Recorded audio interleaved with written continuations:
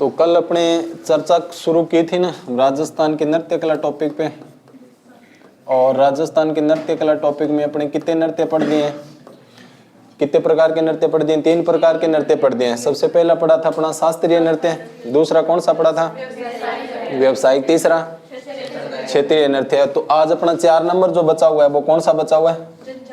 जनजातीय आधारित नृत्य या जातीय आधारित नृत्य। लगाओ हेडिंग, जातीय आधारित नृत्य, जातीय आधारित नृत्य बचे हुए अपने, है ना। तो 1 नंबर पे जातीय आधारित में सबसे पहले देखिए कालबेलिया जाति के नृत्य, कालबेलिया जाति के नृत्य।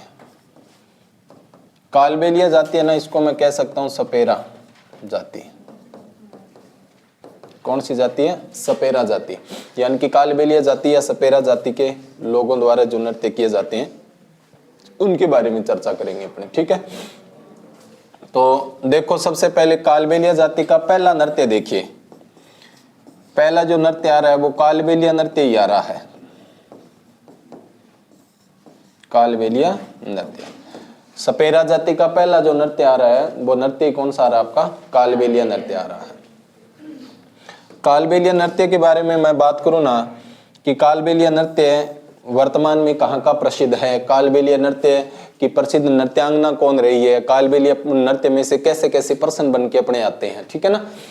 तो बात आती है अपनी कालबेलिया नृत्य जो वर्तमान में प्रसिद्ध है वो कहाँ का प्रसिद्ध है? अजमेर का प्रसिद्ध है।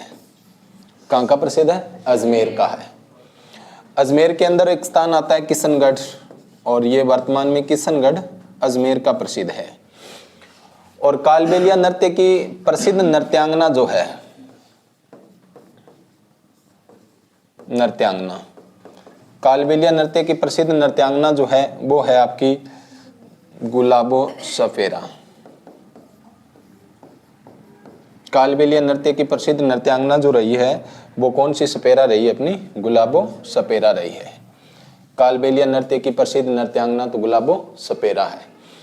अब देखिए गुलाबो सपेरा इसकी प्रसिद्ध नृत्यांगना हो गई, लेकिन बात आती है अपने वर्ष 2010 की। वर्ष 2010 में इस नृत्य को यूनेस्को की विश्व धरोहर सूची में शामिल किया गया है। धरोहर सूची में शामिल किया गया था।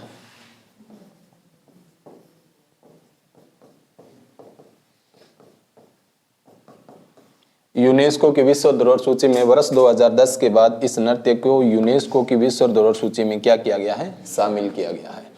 कालबेलिया नृत्य में देखिए कालबेलिया नृत्य की प्रसिद्ध नृत्यांगना कौन है? तो कौन है? अपनी गुलाबो सपेरा है। और कालबेलिया नृत्य को यूनेस्को की विश्व धरोहर सूची में शामिल कब किया गया था? तो 2010 में इसको यूनेस्को की विश्व धरोहर सूची में शामिल किया गया था। तो बहुत बार प्रश्न यहाँ से पूछ लेता है कि कौन सी जनजाति के अंदर वर्ष 2010 में यूनेस्को की विश्व धरोहर सूची में शामिल किया गया था, और इसकी प्रसिद्ध नृत्यांगना जो है वो कौन सी सपेरा? आपकी गुलाबो सपेरा है। तो कालबेलिया या सपेरा जाति का पहला नृत्य आपके समझ में आ गया होगा, ठीक है। अब देखिए दूसरा नृत्य है सपेरा जाति का। दूसरा जो नृत्य आ रहा है वो आ रहा है बागड़िया नृत्य। कौन सा नृत्य है? बागड़िया नृत्य है। बागड़िया नृत्य के बारे में विशेषता देखो। यह नृत्य कालबेलिया जाति की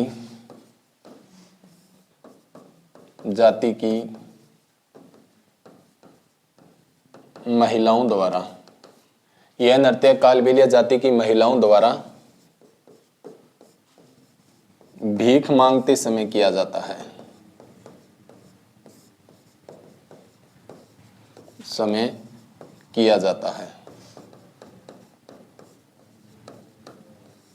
यह नृत्य कालबेलिया जाति की महिलाओं द्वारा भीख मांगते समय किया जाता है। कालबेलिया जाति की महिलाओं द्वारा भीख मांगते समय जो नृत्य किया जाता है वो कौन सा? आपका बागड़िया नृत्य है, ठीक है।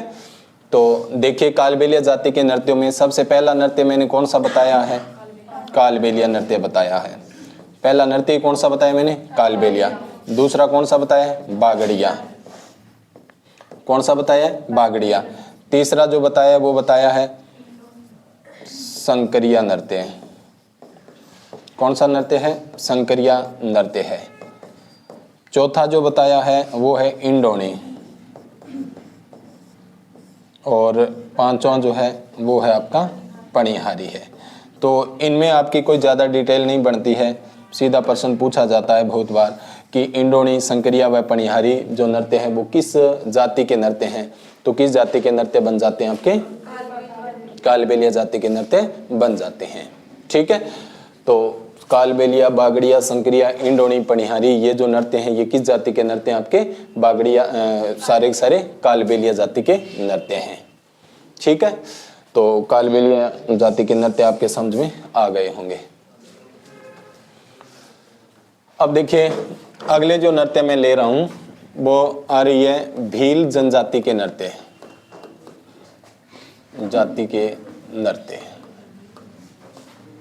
भील जनजाति के नृत्य। भील जनजाति के नृत्य देखिए, अब आपको जनजाति आधारित नृत्यों में सबसे पहले तो प्रश्न ही आपका ये पूछेगा कि ये जो नृत्य है ये कौन सी जनजाति का है या फिर कौन सी जनजाति का है। तो अदर अदर 4 जनजातियां दे देता है, सामने 4 नृत्य दे देता है, तो उनको क्रॉस करके मिलाना पड़ता है। तो उस तरीके से प्रश्न आपका अच्छा बन जाता है। तो देखिए कि भीलों के नृत्य जो है ना, आपको एक मंत्र दे देता हूं ताकि उससे आपके आसानी से याद हो जाए। तो क्या मंत्र बनता है? भीलों की गौरी, भीलों की गौरी गैरों के युद्ध में, गैरों के युद्ध में रम पीकर दवी चक्की घूमी, दवी चक्की घूमी। भीलों की गौरी गैरों के युद्ध में रम पीकर दवी चक्की घूमी। इस तरीके से इस जनजाति के नृत्य जो है वो एक लाइन में ही सारे के सारे बाहर आ जाएंगे। तो देखिए किस तरीके से अपने नृत्य बनते हैं। सबसे पहले भीलों से तो भील जनजाति बन ही गया। गौरी से नृत्य कौन सा बन गया? गौरी नृत्य। गैरों से गैर नृत्य। युद्ध से युद्ध नृत्य। रम से रमणी नृत्य। ठीक है, और दवी चक्की से दवी चक्की नृत्य, और घूमी से घूमरा नृत्य। तो इस तरीके से सारे के सारे नृत्य जो हैं वो भील जनजाति के एक लाइन में से ही सारे के सारे बाहर आ जाएंगे। कि जैसे सबसे पहले मैंने गौरी से कौन सा बनाया? गौरी नृत्य। गेरों से क्या बनाया? गेर नृत्य। युद्ध से क्या बनाया? युद्ध नृत्य। रम से क्या बनाया? रमणी नृत्य। दवी चक्की से दवी चक्की नृत्य, और घूमरा से घूमरा नृत्य। ठीक है, तो इस तरीके से एक लाइन से इतने सारे सारे नृत्य बाहर आ जाएंगे। तो 2 बार बोलना इस बात को, लाइन को।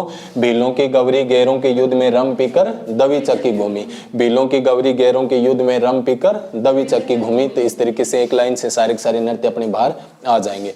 अब हर एक नृत्य को डिटेल से पढ़ते हैं, हर एक नृत्य को डिटेल से पढ़ते हैं कि कौन से नृत्य की क्या विशेषता बनती है। 1 नंबर पे देखिए गेर नृत्य। सबसे पहले देखिए गेर नृत्य। गेर, अब मैं गेर की बात करूं ना, गेर की वैसे देखा जाए तो गेर शब्द अपने से जोड़ के देखें तो गेर कब खेली जाती है? होली के अवसर पर। तो ये नृत्य भी कब किया जा रहा है? अपना होली के अवसर पर किया जा रहा है।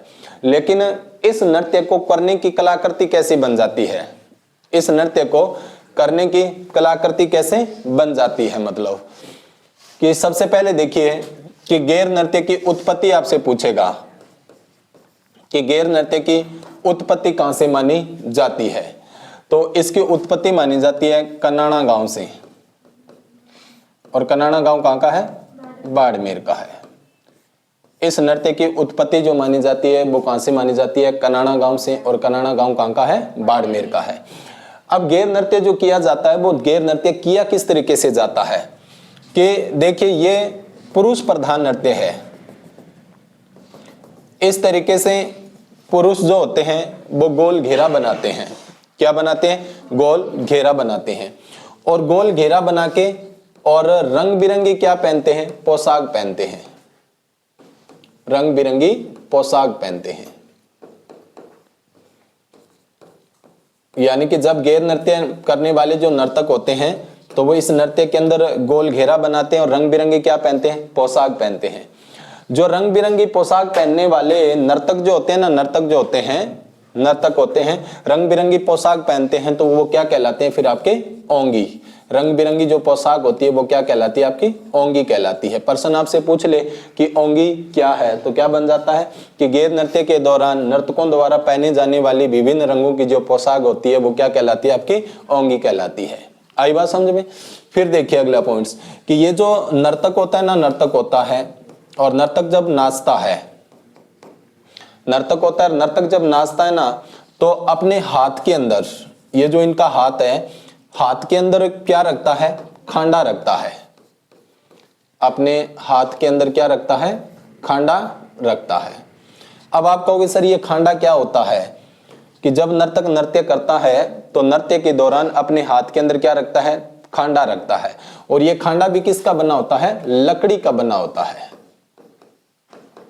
का बना होता है। खांडा क्या है? सबसे पहले तो देखिए खांडा होता ही क्या है? तलवार होती है एक प्रकार की। क्या होती है? तलवार। तलवार बड़ी होती है, तलवार से छोटा होता है वो क्या होता है? अपना खांडा होता है। तो इस नृत्य के दौरान नर्तक अपने हाथ के अंदर लकड़ी की बनी तलवार तो रखते हैं, खांडा रखते हैं, लेकिन वो खांडा किसका होता है? लकड़ी का बना होता है। एक एग्जाम के अंदर प्रश्न पूछ भी लिया था कि गैर नृत्य के दौरान जो लकड़ी का खांडा यूज में लिया जाता है वह खांडा किस लकड़ी का बना होता है? तो ये जो खांडा होता है ये किस लकड़ी का बना होता है? गूंदी की लकड़ी का बना होता है। गूंदी की लकड़ी का बना होता है। खांडा किस लकड़ी का बना होता है? तो गूंदी की लकड़ी का बना होता है। गैर नर्तक धीरे धीरे घूम घूम कर नृत्य करते हैं और हाथ के अंदर क्या रखते हैं? लकड़ी की बनी तलवार रखते हैं और उस तलवार को क्या कहते हैं? अपने खांडा कहते हैं। और गोल घेरे में घूम घूम कर ये नृत्य करते हैं। और ये जो खांडा होता है ये किस लकड़ी का बना होता है? तो आपकी गूंदी की लकड़ी का बना होता है। अब देखिए ये तो थी अपने खांडा था। क्या था? खांडा था और खांडे के माध्यम से अपने मतलब ये नृत्य किया है। लेकिन उसने एग्जामिनर ने हमसे प्रश्न ऐसे पूछ लिया कि राजस्थान में तलवारों की गैर कहां की प्रसिद्ध है? तलवारों की गैर कहां की प्रसिद्ध है?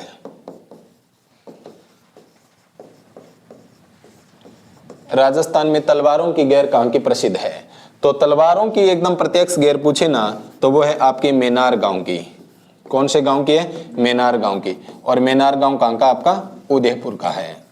मेनार गांव कहां का है? आपका उदयपुर का है। तो तलवारों की गैर कहां की? आपकी उदयपुर की है। तो इस तरीके से आपको ये समझना है कि गैर नृत्य की उत्पत्ति कनाड़ा गांव बाड़मेर से की जाती है, उत्पत्ति होती है। भीलों का ये पुरुष प्रधान वैसे नृत्य आता है। इस नृत्य के दौरान नर्तक गोल घेरे में घूम घूम कर नृत्य करते हैं। और इस जब गैर नृत्य किया जाता है तो हाथ में लकड़ी की बनी क्या रखते हैं? तलवार। और हाथ में लकड़ी की बनी जो तलवार होती है वो क्या कहलाती है? आपका खांडा कहलाती है। क्या कहलाती है? खांडा। और खांडा जो होता है वो किस लकड़ी का बना होता है? गूंदी की लकड़ी का बना होता है। और राजस्थान में तलवारों की जो गैर है, तलवारों की गैर कहां की? आपकी मेनार गांव की। और मेनार गांव कहां का? आपका उदयपुर का है। ठीक है, तो इस तरीके से याद रख लोगे। अब देखिए अगला जो भीलों का नृत्य आ रहा है, एक नृत्य रह गया, वो है अपना नेजा नृत्य। गौरी गेर नेजा राई युद्ध विचक्की। ठीक है, इस तरीके से। तो कौन सा नृत्य? अपना नेजा नृत्य है। सबसे पहले तो देखिए नेजा नृत्य है ना, नेजा नृत्य है।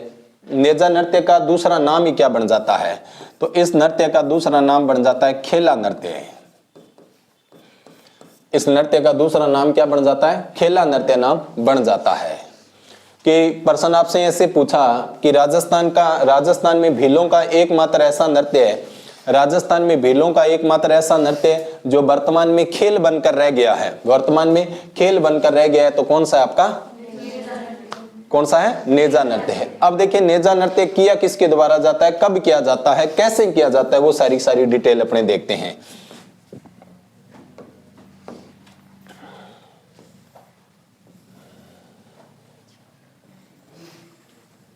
कि जैसे देखिए एक पेड़ है, मतलब क्या है? पेड़ है, और इस पेड़ के चारों ओर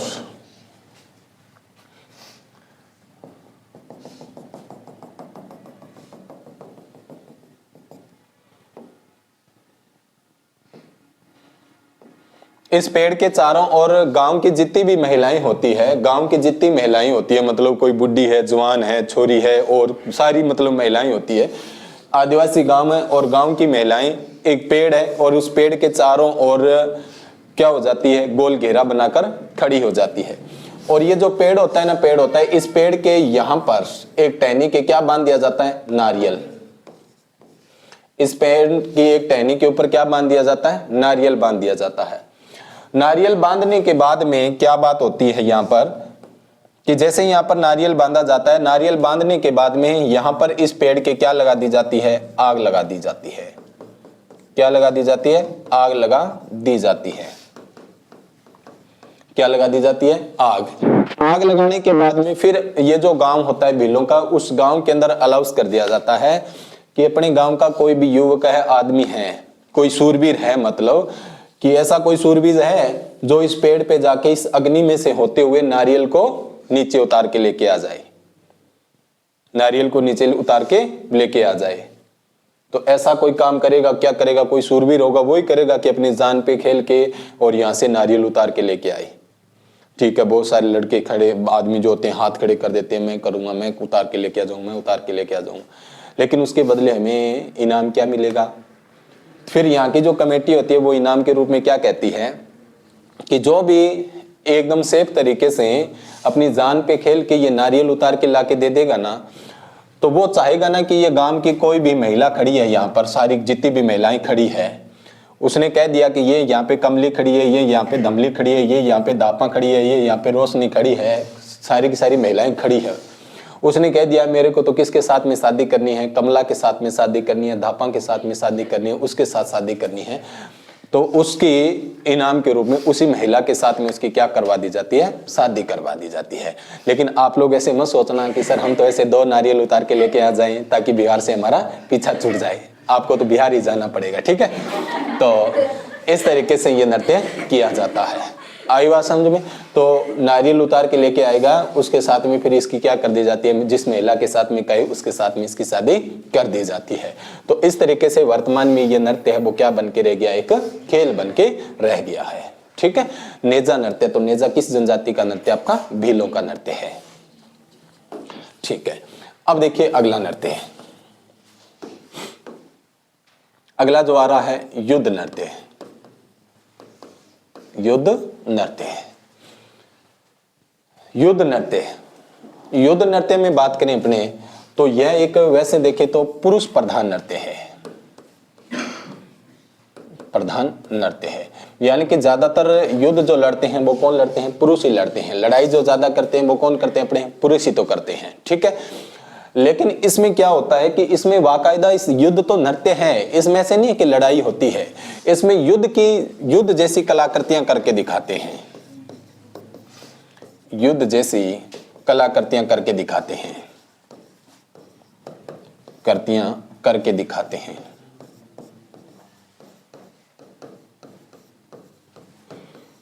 इस नृत्य के दौरान युद्ध जैसी कलाकृतियां करके दिखाते हैं। और भीलों का एक रणघोष है, फायरे फायरे, फायरे फायरे, रणघोष का उद्घोष करते हैं, उद्घोष करते हैं। फायरे फायरे उद्घोष का क्या करते हैं? रणघोष का क्या करते हैं? उद्घोष करते हैं। तो इस तरीके से ये नृत्य बन जाता है कि अपने किस तरीके से ये नृत्य किया जाता है।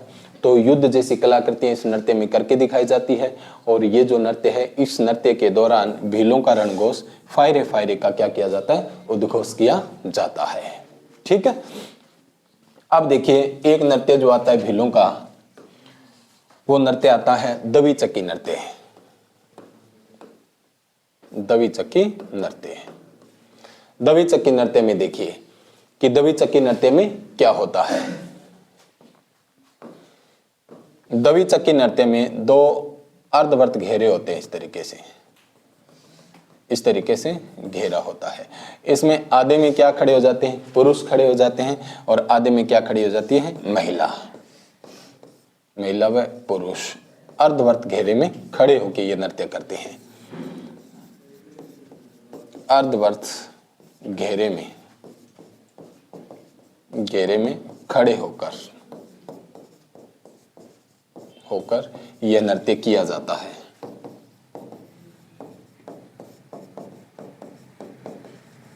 भील जनजाति के पुरुष व महिलाओं को अर्धवर्त घेरे में खड़े होकर जो नृत्य करते हैं वो नृत्य कौन सा बन जाता है, तो आपका द्वि चक्की नृत्य बन जाता है। और ये भी गोल घूम घूम कर नृत्य किया जाता है, घूम घूम कर किया जाता है। ठीक है, अब देखिए अपना भीलों के नृत्य में एक नृत्य जो बचा है वो कौन सा बचा, आपका गौरी नृत्य बचा है। गौरी नृत्य। अब गौरी नृत्य देखें ना अपने वैसे कि गौरी नृत्य है ना, गौरी नृत्य भीलों का तो नृत्य है, वैसे ये क्या है, एक लोक नाट्य है। लोक नाट्य है, लोक नाट्य है। गौरी क्या एक लोक नाट्य है। अब देखिए गौरी लोक नाट्य में अपने बात करें कि गौरी लोक नाट्य जो है वो कब किया जाता है, कहां किया जाता है, कैसी इसकी परिस्थिति होती है। सबसे पहले तो देखिए गौरी नृत्य में से जो प्रश्न आता है, गौरी नृत्य शिव है भस्मासुर की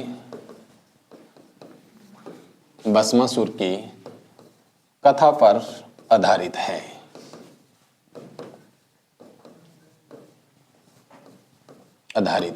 शिव व भस्मासुर की कथा पर आधारित है।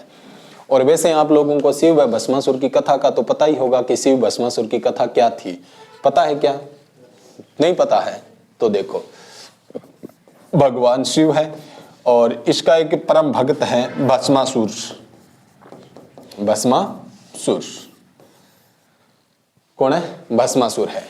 यानी कि भस्मासुर है ना, आज तक की सबसे बड़ी, कहते हैं कि आज तक की भगवान शिव की जो सबसे बड़ी तपस्या की है, सबसे बड़ी तो तपस्या की है, अनन्य जो भगत हुआ है ना, वो भस्मासुर सबसे बड़ा भक्त मानते हैं भगवान शिव का। तो कहते हैं कि भगवान शिव की भस्मासुर ने बहुत ज्यादा क्या की थी, तपस्या की थी, और निस्वार्थ भाव से तपस्या की थी। निस्वार्थ भाव से, यानी कि कहते हैं कि भस्मासुर का कोई स्वार्थ नहीं था, कि उसने निस्वार्थ भाव से भगवान शिव की तपस्या की। अपने तो करते हैं ना कि आज किसी का व्रत कर दिया, संतोषी माता का व्रत कर दिया, संतोषी माता से कह दिया है संतोषी माता मेरा सीईटी का क्या करवा दे, एग्जाम क्लियर करवा दे।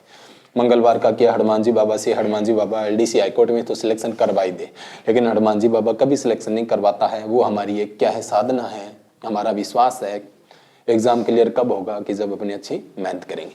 तो भस्मासुर का कोई स्वार्थ नहीं था, वो भगवान शिव की निस्वार्थ भाव से क्या करता था, सेवा करता था, पूजा करता था इसकी। एक दिन की बात है, भगवान शिव पहाड़ियों के बीच में अपनी तपस्या कर रहे हैं, बैठे हैं।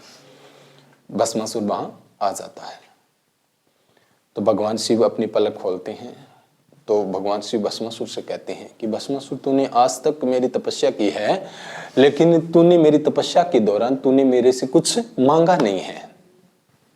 तो भस्मासुर कहता है कि भगवान आप तो भगवान हो और आपकी दया दृष्टि मेरे ऊपर है, तो मुझे मांगने की क्या जरूरत है, मांगने की कोई जरूरत है ही नहीं, मेरे पास में तो सब कुछ आपकी दया दृष्टि से। लेकिन भगवान शिव कहते हैं कि ना ना ऐसे मत करो, आपने इतनी मेरी निस्वार्थ भाव से तपस्या की है, तो आप मेरे से कुछ न कुछ जरूर मांगो। भस्मासुर कहता है नहीं नहीं मेरे को कुछ नहीं चाहिए, लेकिन भगवान शिव कहते हैं ना ना आज तो कुछ मांगना ही पड़ेगा। तो भस्मासुर भगवान शिव से क्या करते हैं कि आप भगवान आप मुझे देना ही चाहते हो ना, तो आप ऐसा सिस्टम दे दो कि मैं कोई आदमी है और मैं आदमी क्या कर दूं, सिर पर हाथ रख दूं, सिर पर हाथ रख दूं, सिर पर हाथ रखता ही जठे वो चेयर पर बैठे हो की हो जाए, फराई हो जाए, भस्म हो जाए। इस तरीके से वो वैसा वरदान मांगे। तो भगवान शिव क्या कह देते हैं, तथास्तु। और लोगों की क्या बात होती है कि लोग ये युगों युगों से ही चलता आ रहा है कि विश्वास तो बहुत रेयर केसेस में विश्वास होता है किसी के ऊपर, कि कोई किसी ने कह दिया ना कि ये काम ऐसे हैं, लेकिन अपने क्या करते हैं कि ना ना पता नहीं है, किसी ने हमारे साथ में चीट नहीं करके देखते हैं, प्रैक्टिकल करके देखते हैं। तो ये कि ये भावना जग गई किसके दिमाग में, भस्मासुर के, कि भगवान शिव ने ऐसा वरदान तो दे दिया, तथास्तु तो कह दिया, क्या पता भगवान शिव हमारे साथ में क्या कर जाए, चीट कर जाए।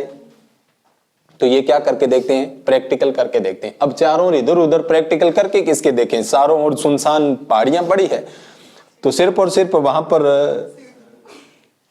इंसान रूप में सामने बैठे हैं, तो वो कौन है, भगवान शिव है। अब भगवान शिव तो अंतर्यामी थे, भगवान थे, उनको पता चल गया भी भस्मासुर के दिमाग में क्या चल रहा है। तो भगवान शिव ने भाई साहब अपनी धोती पकड़ी, चप्पल हाथ में ली और वहां से क्या करना शुरू कर दिया, भागना शुरू कर दिया। अब भगवान शिव आगे, भस्मासुर पीछे, भगवान शिव आगे, भस्मासुर पीछे, भागे भागे भागे भागे, कहते हैं पूरे ब्रह्मांड का चक्कर लगवा दिया। एक बात बनी हुई है ना कि अपने जब भी कोई विकट परिस्थिति में होते हैं तो अपना सच्चा मित्र होता है ना, वही काम में आता है। सच्चे मित्र तो चलो आज की दुनिया में तो सच्चे मित्र कहाँ हैं, लेकिन कहते हैं कि सच्चा मित्र ही काम में आता है। तो भगवान शिव का सच्चा मित्र कहते हैं कि विष्णु भगवान है, बहुत तकड़ा, मतलब अनन्य भगत है, वो अनन्य उसका बहुत तकड़ा फ्रेंड है, यानी कि दोनों ने साथ में सीटी की तैयारी की थी, तो बहुत अच्छे दोस्त हैं मतलब। तो विष्णु मतलब आराम से बैठे बैठे सीटी की तैयारी कर रहे हैं, ऊपर कमरे में बैठे पढ़ रहे थे। तो अचानक से मतलब आकाश लोक से धरातल लोक पे मतलब थोड़ी सी उसकी नजर पड़ी, तो धरातल लोक पे भगवान शिव हाथ में चप्पल, एक हाथ में चप्पल, एक हाथ में धोती पकड़े पकड़े ऐसे भाग रहे हैं सड़क सड़क। पीछे 2 कदम कौन आ रहा है, भस्मासुर। उसका तो कोई हाल बेहाल नहीं, आज तो छोड़ने वाला हूं ही नहीं, प्रैक्टिकल तो आप पे करूंगा। तो ऐसे करके उसका पीछा कर रहा है। तो भगवान शिव भागे जा रहे हैं, भागे जा रहे हैं। विष्णु की थोड़ी सी नजर पड़ती कि आज मित्र है वो क्या है, संकट में है, क्यों ना है आज मित्र को इस विकट परिस्थिति से बाहर निकाला जाए। तो भगवान विष्णु ने अपनी नोट्स वगैरह, बुक वगैरह थी, वो तो क्या की, बंद की, और अपने कमरे के अंदर ही रेडी हो गए, 2 सेकंड के अंदर रेडी हो गए, और एक सुंदर कन्या का क्या कर लिया, रूप धारण कर लिया। सुंदर कन्या का रूप धारण करके और आकाश लोक से कहां टपक पड़े, धरातल लोक पे। जो गैप था ना भगवान शिव और भस्मासुर का, जो गैप था कुछ कदमों का, उनके बीच में आकर सुंदर कन्या का रूप करके क्या करने लगे, नाचने लग गए। अब क्या था कि भस्मासुर था, तो भस्मासुर ने क्या किया कि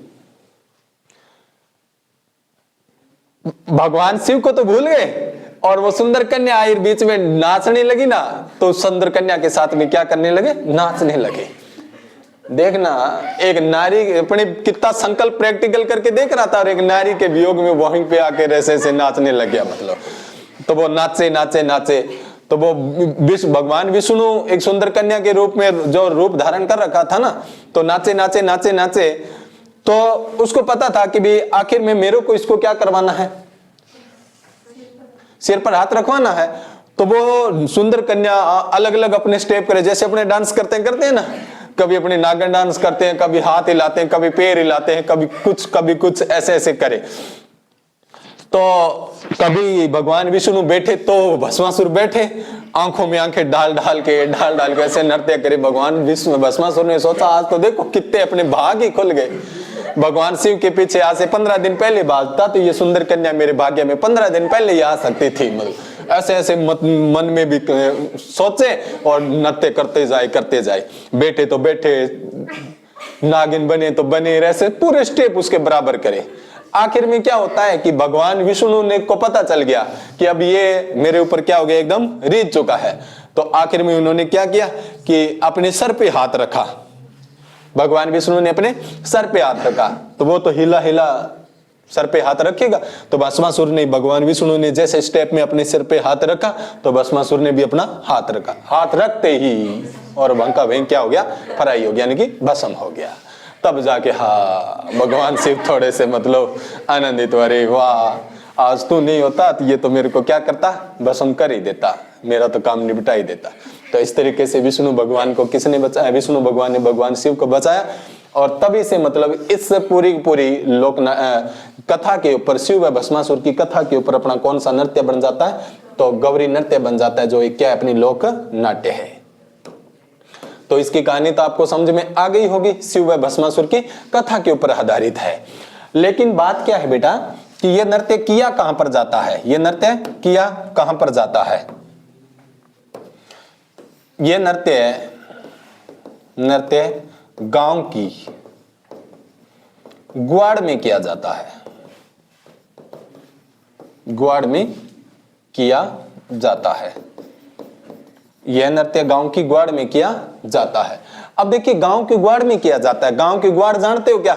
गांव होता है, अपने गांव में कुछ बीच के अंदर खाली जगह होती है, चौपाल की जिस जगह कह सकते हैं, वहां पर अपने गांव की कोई पंचायत हो, कोई नेता वगैरह भाषण वगैरह वहां पर करे तो वो सारे गांव के लोग इकट्ठे होकर वहां पे आराम से सुन सकते हैं, तो वो गांव की ग्वाड़ होती है। तो वहां पर क्या होता है कि गांव की ग्वाड़ है और वहां पर एक त्रिशूल रोप दी जाती है। इस तरीके से क्या रोप दी जाती है? त्रिशूल। या तो रोप दी जाती है या फिर एक आदमी उस त्रिशूल को पकड़ कर क्या हो जाता है? खड़ा हो जाता है। और त्रिशूल पकड़ के क्या हो जाता है? खड़ा हो जाता है। और त्रिशूल पकड़ कर जो खड़ा होता है ना, वो क्या कहलाता है? पुरिया नहीं है रे, पुरिया है। त्रिशूल पकड़कर जो खड़ा होता है वो क्या कहलाता है? पुरिया कहलाता है। अब देखिए इधर की एक साइड में कौन खड़े हो जाते हैं? पुरुष। और एक साइड में कौन खड़ी हो जाती है? महिला खड़ी हो जाती है। एक साइड में पुरुष और दूसरी साइड में कौन खड़े हो जाते हैं? महिला खड़े हो जाते हैं। और आपस में क्या करते हैं? संवाद करते हैं। क्या करते हैं? संवाद करते हैं। कि जैसे पुरुषों ने बोला, एक साइड में खड़े होके पुरुषों ने बोला एकी, क्या बोला? एकी। तो सामने से महिलाओं ने बेकी, क्या बोल दिया? बेकी बोल दिया। फिर पुरुषों ने बोल दिया झमट्या।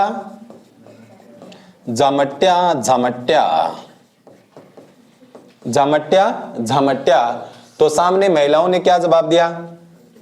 खड़क्या।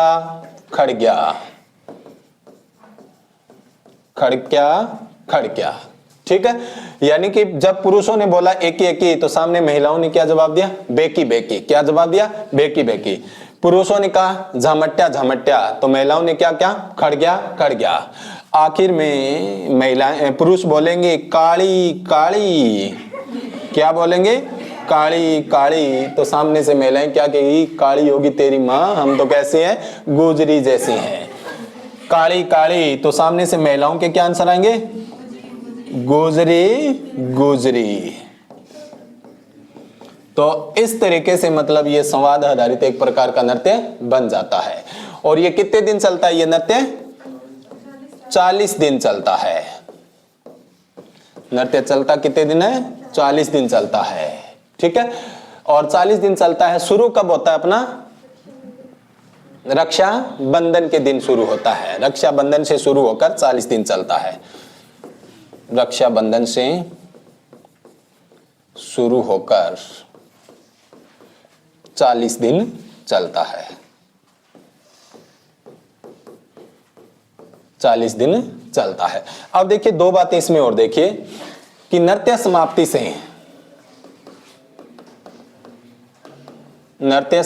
से 2 दिन पहले,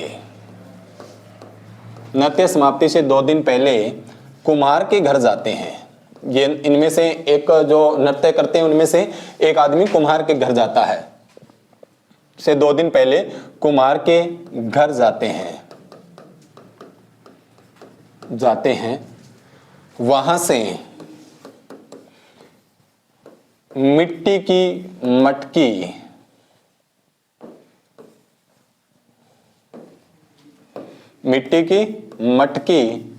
व मिट्टी का घोड़ा लेकर आते हैं।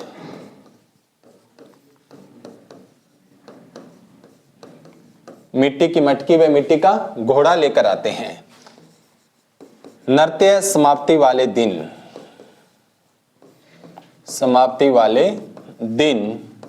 इनको पानी में बहा दिया जाता है। नृत्य समाप्ति वाले दिन इनको पानी में बहा दिया जाता है। इस विधि को गुड़ावन या बलावन के नाम से जाना जाता है, नाम से जाना जाता है। पर्सन आपसे पूछे गुड़ावन या बलावन के नाम से किसे, गुड़ावन या बलावन क्या चीज है, तो ये पूरी विधि क्या बन जाती है, गुड़ावन या बलावन बन जाती है। और इसका जो संबंध बनता है वो कौन से नृत्य से बनता है, आपका गौरी से बनता है। ठीक है, अब गौरी नृत्य में देखिए, सभी नृत्यों में प्राचीन नृत्य, यानी कि सारे जितने भी नृत्य हैं अपने, इनमें सबसे प्राचीन नृत्य जो है वो कौन सा, आपका गौरी नृत्य है। सभी नृत्यों की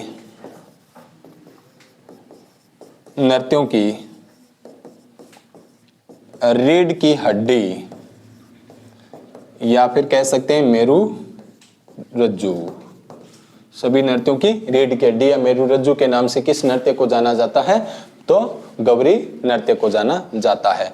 तो ये थे अपने भील जनजाति व कालबेलिया जाति, भील जनजाति व कालबेलिया जनजाति के नृत्य। कालबेलिया जनजाति के नृत्यों में यूनेस्को की विश्व धरोहर सूची में शामिल कौन सा नृत्य था, अपना कालबेलिया नृत्य ही था।